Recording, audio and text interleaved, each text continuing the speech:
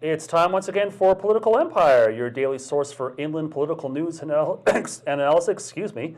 This is Jeff Horseman with the Press Enterprise and PE.com, and we have Temecula reporter Aaron Claverie joining us by phone today to talk about an interesting celebration that recently took place in Temecula. So, Aaron, can you talk about Pechanga Mountain Day and what does this have to do with the fight over Liberty Quarry?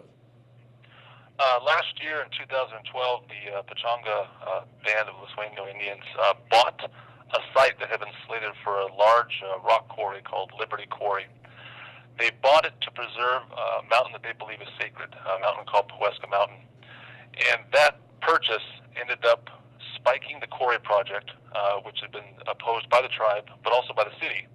In appreciation, the city made November 15th its first and only holiday, and they celebrated that holiday on the 23rd with a party at the city hall that included artifacts and presentations by the tribe to kind of basically share their culture with the Temecula residents. All right, now can you talk a little bit about the relationship between the Pechanga tribe and the city? I understand it hasn't always been harmonious.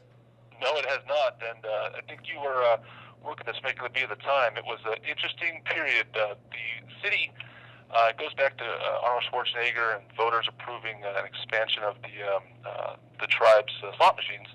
As part of that deal, there was some small print that included some sort of money that would go back to local areas that were affected by the expansion of gaming. The city thought that meant that they should be entitled to, almost $10 million or millions of dollars that they were going to put toward a road project. The tribe, however, said, we don't think that we have to, before we do that, we have to have a deal in place with the county and the city. We can't just do one or the other.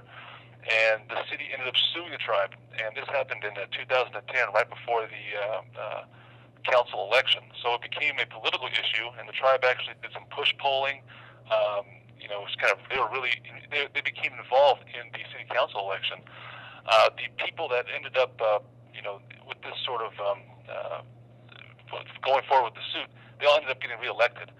And so that was kind of an interesting thing that we've come this far, that the people that were involved in the suit, which ended up being declared in favor of the tribe, were now on the same council that approved the holiday.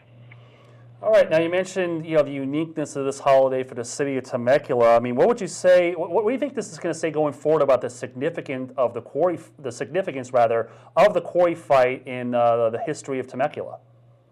The tribe, I think they've done a really good job of explaining that the mountain is both sacred to them, but also, too, it's an important component of the entire health of the Temecula Valley.